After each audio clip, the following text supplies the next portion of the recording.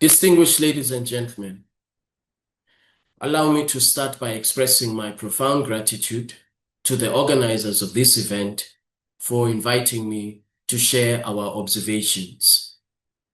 We meet under a compelling theme, and I quote, "Rethink, reinvent, regenerate, women entrepreneurs as architects of Africa's global sustainable future," end quote. This conference is a testament to our collective responsibility and our collective ambition to transform the face of Africa's economy. Women entrepreneurs across our continent and their diaspora indeed are at the heart of this ambition. It is also timely, this conference, because as Africa confronts macro-financial pressures and deep-seated economic disparities that disproportionately affect women-led businesses, it presents an opportunity for us to engage in dialogue, exchange views, and also present innovative solutions to the challenges that we confront. The AfCFTA, being the largest trading bloc in the world, which has now been ratified by 50 countries in Africa, has an ambitious target of integrating and creating a single market in Africa. It is also about placing at the center of this single market small medium enterprises that are led by young people and by women, and ensuring that we meet our imperative of an inclusive economy that is led by young people and entrepreneurs and SMEs that are women-owned. And therefore, our ambition to create a single market must be co-driven not just by large corporations, but also by small medium enterprises. According to the African Development Bank, women account for 58% of Africa's self-employed population and contribute nearly 20% of the continent's GDP. And yet, they confront an estimated $49 billion financing gap. We must collaborate with African Development Bank, with Afrexim Bank, Africa Finance Corporation, and other development finance institutions to ensure that we close this financing gap and enable inclusive economic growth across our continent. Africa also has the highest rate of female entrepreneurship globally, with an estimated 194 million women entrepreneurs, whilst women make up between 60 and 80% of informal cross-border traders. The World Bank, on the other hand, estimates that full implementation of the AfCFTA has the potential to generate up to $450 billion in income gains and lift 30 million people out of moderate and extreme poverty by the year 2035. These are not mere statistics. These are not mere projections. These ambitious goals have the potential to transform lives. Evidence demonstrates that when women are fully integrated into the economy, outcomes improve across the board, including investment and market expansion, and also community resilience.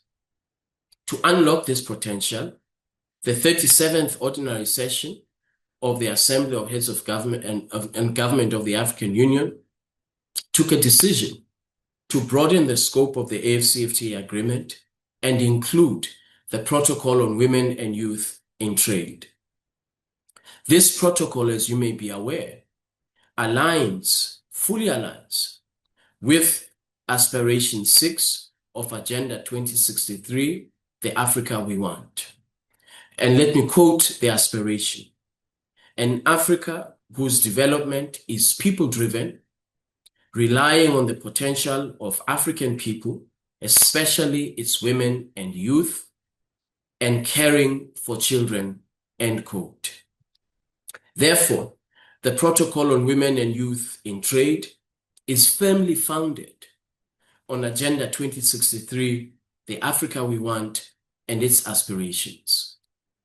The adoption of the protocol was a deliberate effort to place innovative ideas and lived realities of SMEs that are led by young people and women at the center of our economic development as a continent.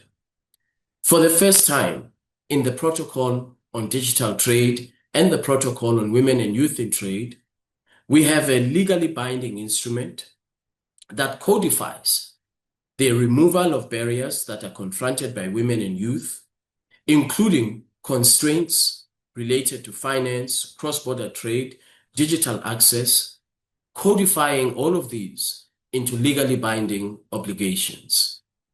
The AfCFTA Secretariat is already working to operationalize these commitments with a focus on addressing the practical challenges that are confronted by women-owned businesses, as well as businesses that are owned by young people.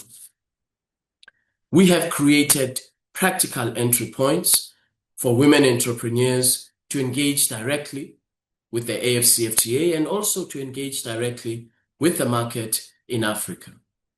I urge every business leader who is in the room to take advantage of the AfCFTA private sector engagement strategy, our roadmap for ensuring that the voices of SMEs shape our continental market integration.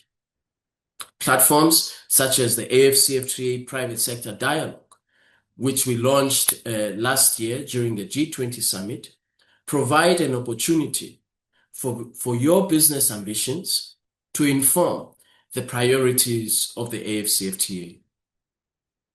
The AfCFTA is also about leveraging digitization to eliminate trade barriers.